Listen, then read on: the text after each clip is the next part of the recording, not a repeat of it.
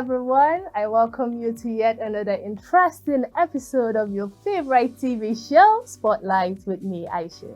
As you all know, in here it's all about entertainment, and today in the studio I have a very important guest, and I know you guys will be itching to hear from him because it's been a long time coming.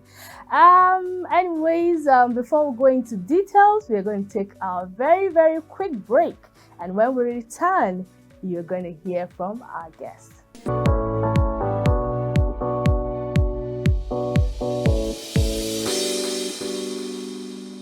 Welcome back, guys. I have on the show today our legendary Zaaki Azzay. You're welcome on the show.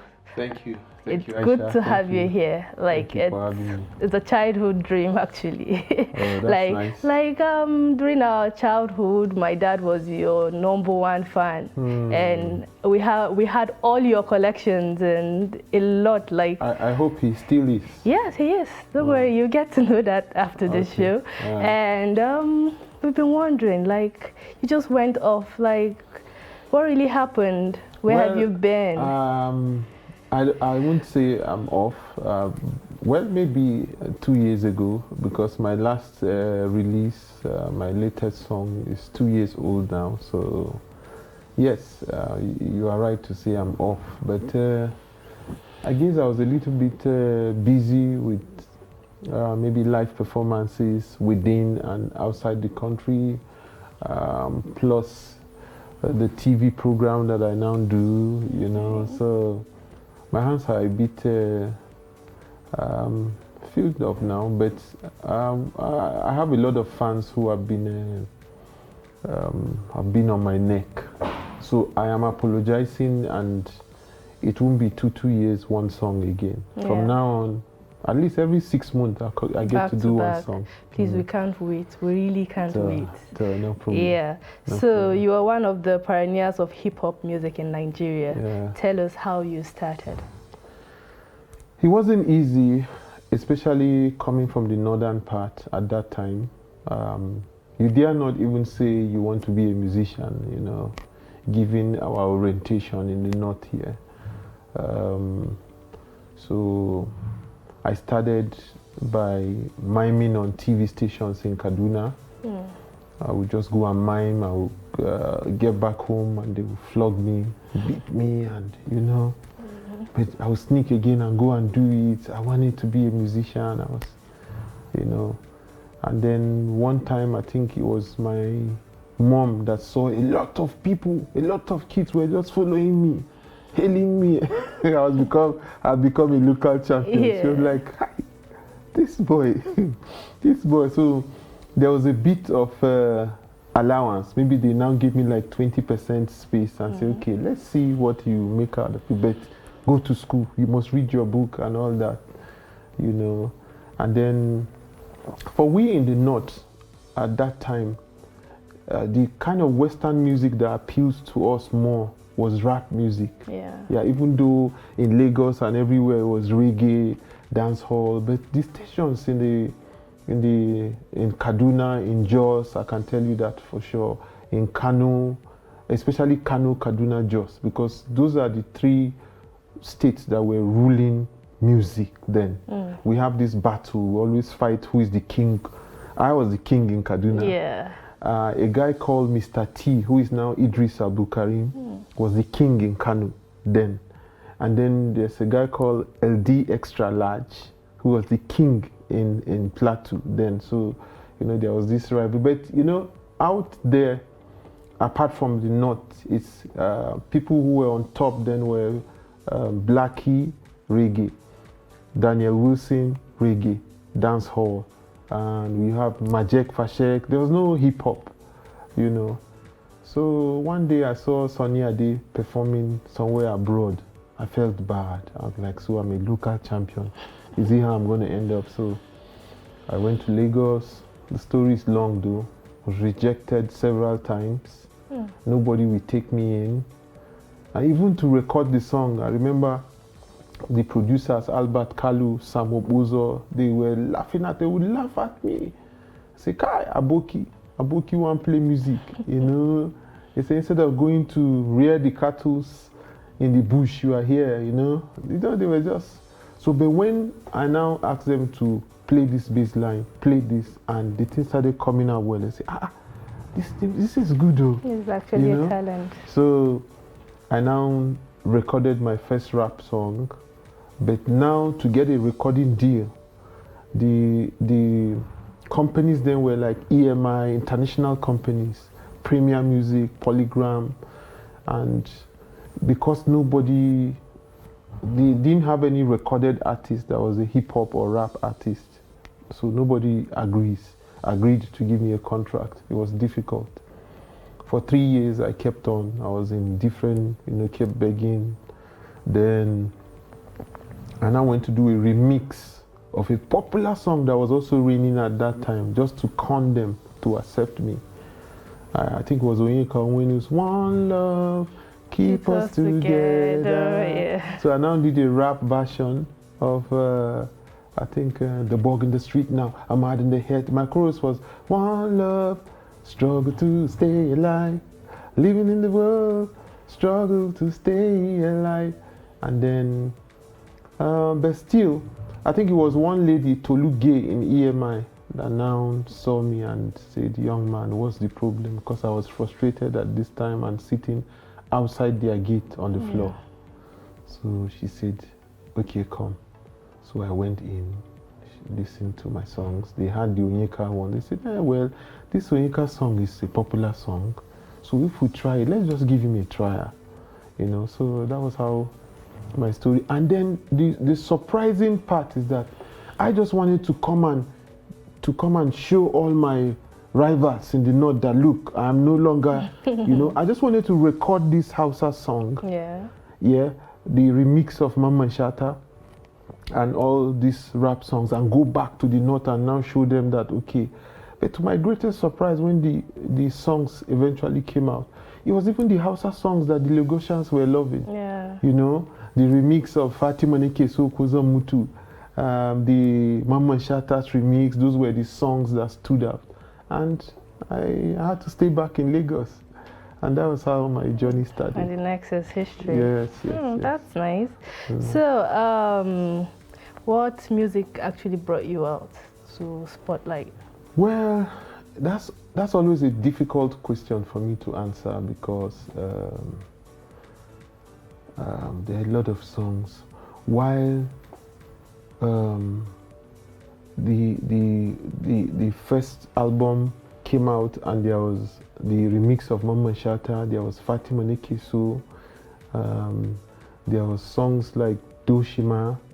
While those songs were a hit in Lagos, some other local songs, were hits in different states, you understand? So I find it difficult. Anyway, Lagos is the headquarters, so I would say The Hero. That brought me out a lot. That first hip hop song. Yara, you were not born then, you won't understand.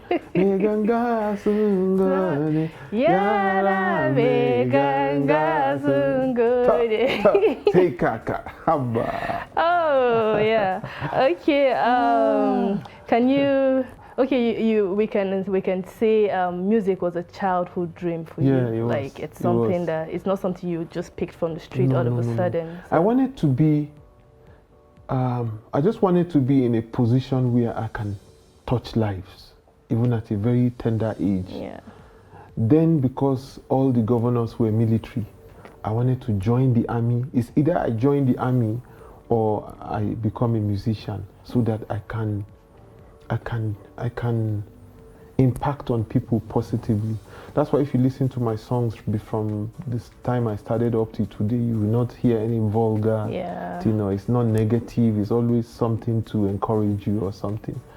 So even as a small, in the primary school in Angwanrimi those days, I was born in Angwanrimi GRE. I went to LEA Angwanrimi. When my friends are having, or when there's an issue in school, let's say if two friends are fighting or something is going wrong and every tension is, they will call me to come and sing. Once I sing, everybody will laugh. They say, please sing for us now, please sing. Yeah. They will keep disturbing me in school. So I think that's where it started from. Okay. So I knew that, okay, I was already achieving what I wanted to achieve at that age. Okay. So, who did you have people who inspired you then? Yes, I do. But unfortunately or fortunately, you may not believe what I would say, but the people that inspired me, it's unbelievable, but they are local people. They are very local. My father had a standing contract with Alhaji Mamman Shatta. That contract, they pay him yearly. Every year he pays him. He comes every last Saturday of the month with all his band members. My father was a director with Federal Ministry of Information then. So they would come with all his band members and they would sing. Oh, I used to love the way he sings. You know what amazes me with him? I wish you would put his pictures. I'm mentioning him because he's my mentor in a way. You know, what tripped me as a kid was I knew he's an illiterate. He didn't go to school. But he has this band of about 30 people. And when he's singing and you make a mistake from maybe the 15th person, he will pick you up. I will just hear, "Kai, check it." I will never forget. The person we know, you know, he picks and now that I know music, I know that you have to read music. It has to do with timing. You can't just sing. So he's not educated. How does he know timing? Because I see the way he sings. When he's late, he's speeding up. You understand what I'm saying, but you know, then there's the likes of Dankoiru,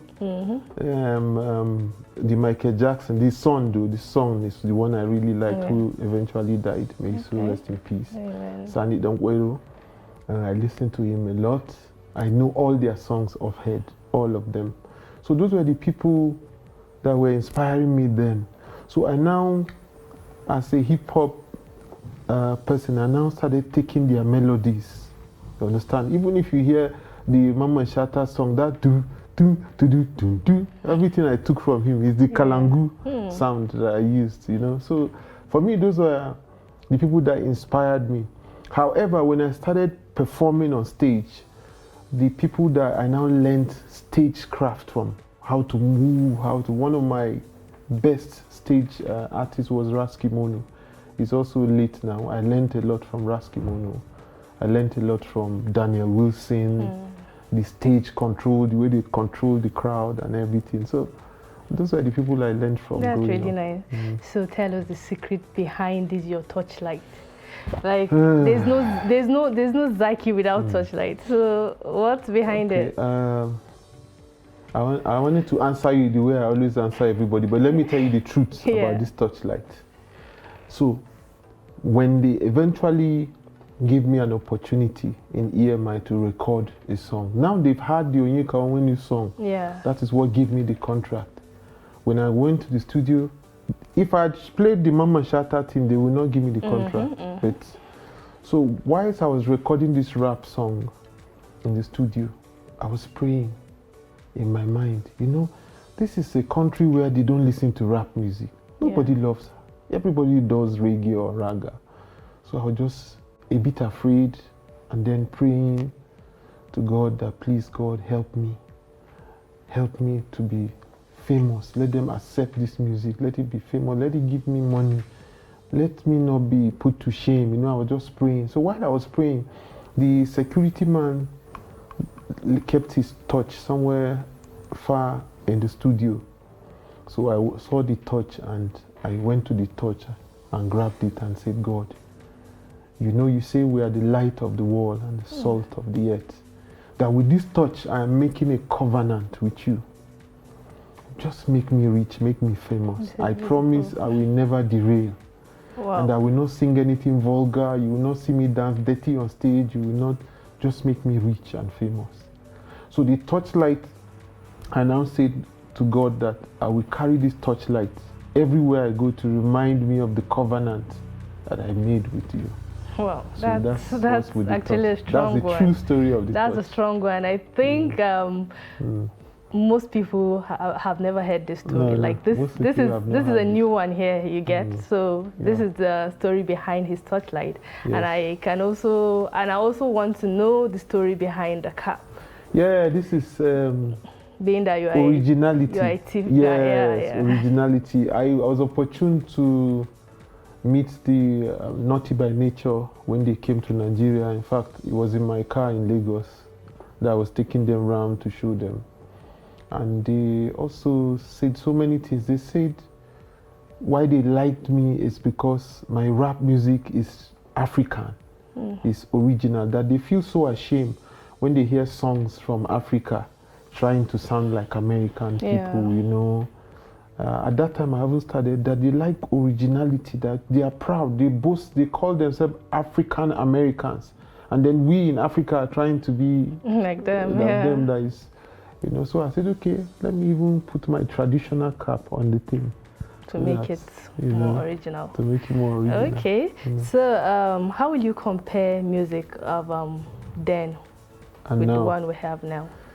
Now I am grateful. I'm happy that I live to see a day like this. This is what we fought for.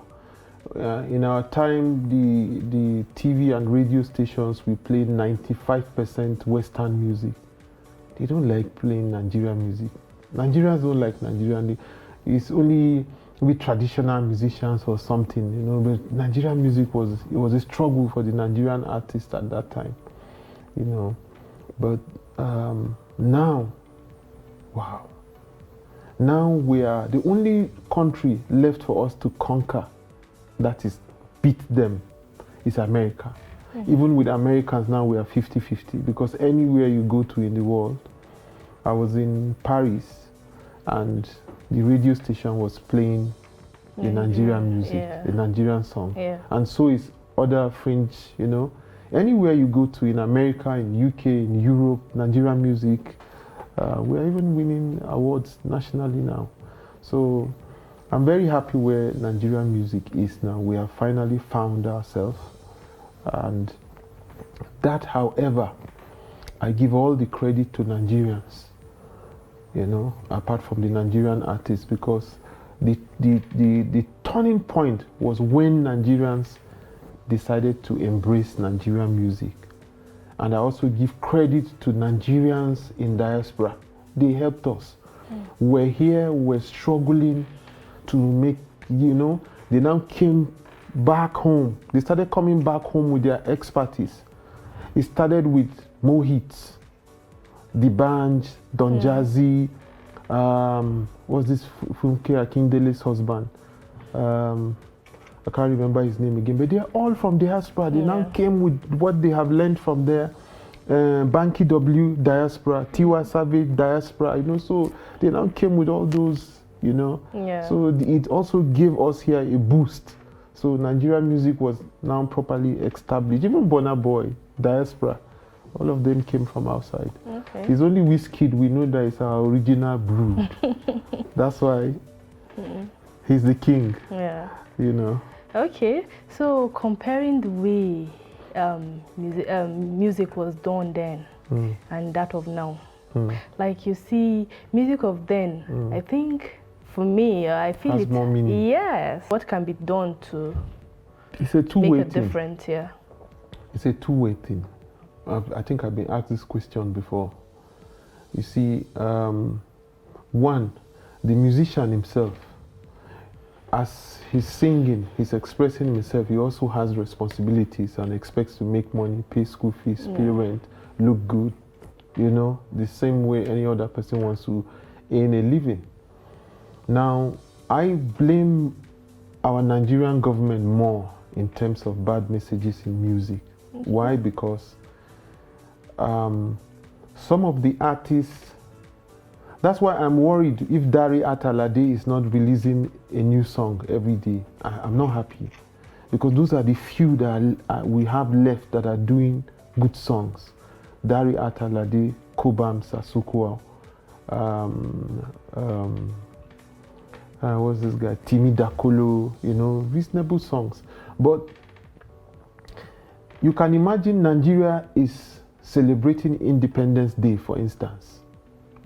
and an artist who has a good song with good message, maybe about Nigeria, they will not patronize him.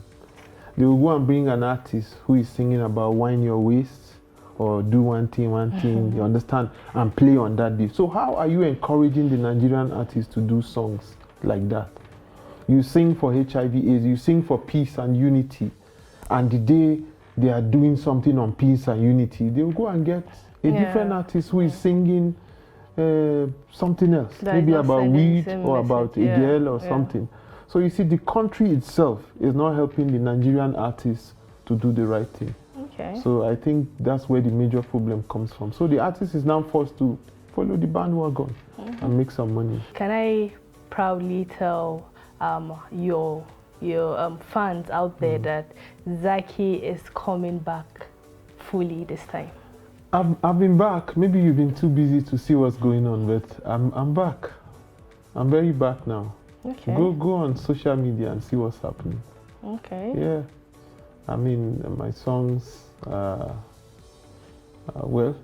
as of the time I released the last song, it top charts, and my views are quite high. Yeah. And have you released I'm any about to music release another video? one. Okay. Yeah. When I dropped the Notice is my last,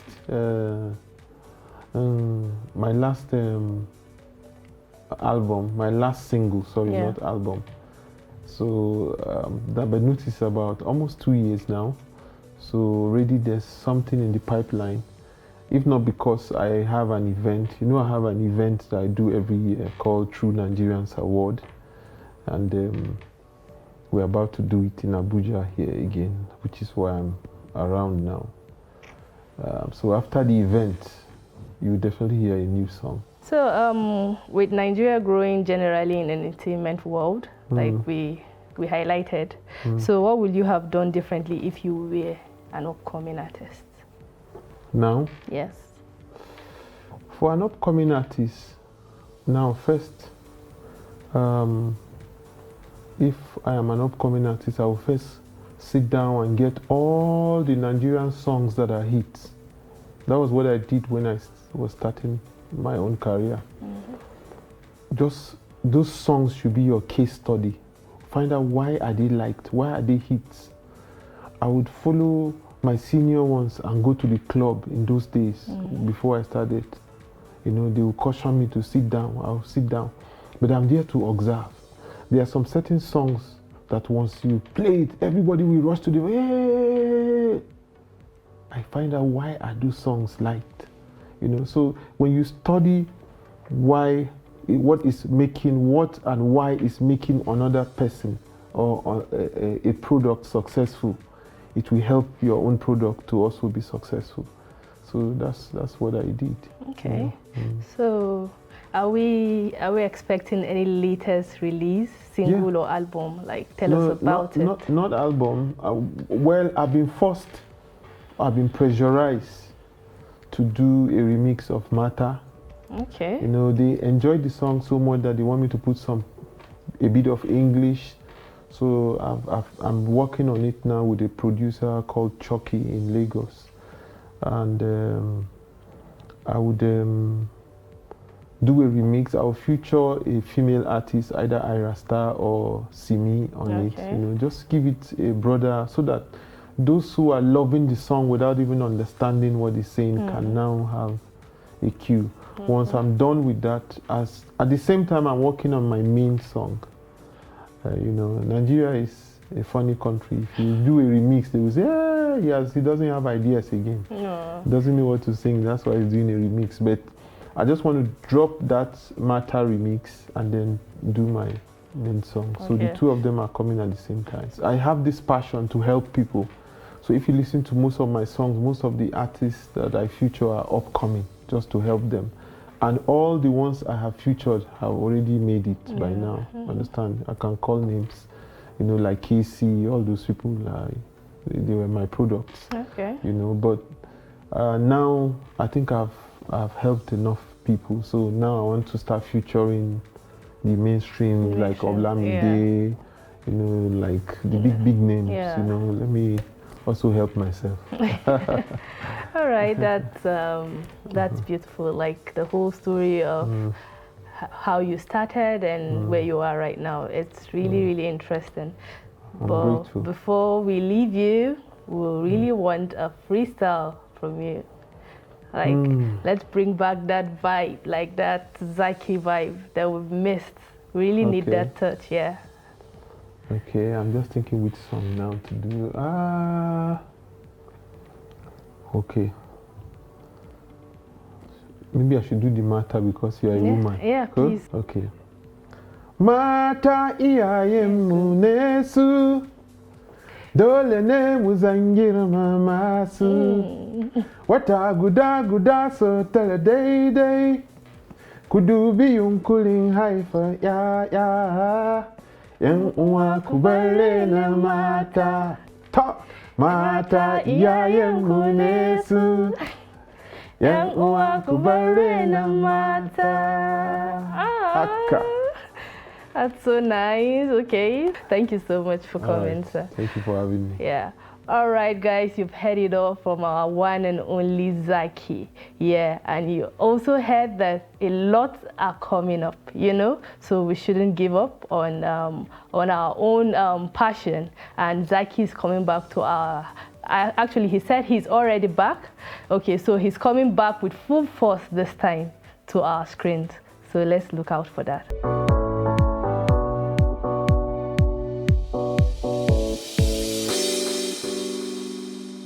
Yes. Hope you guys enjoyed that interesting interview with hip-hop legend Zaaki Azzay.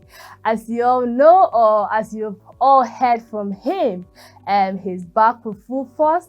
He's going to be giving us back-to-back on our screens, and we can't wait.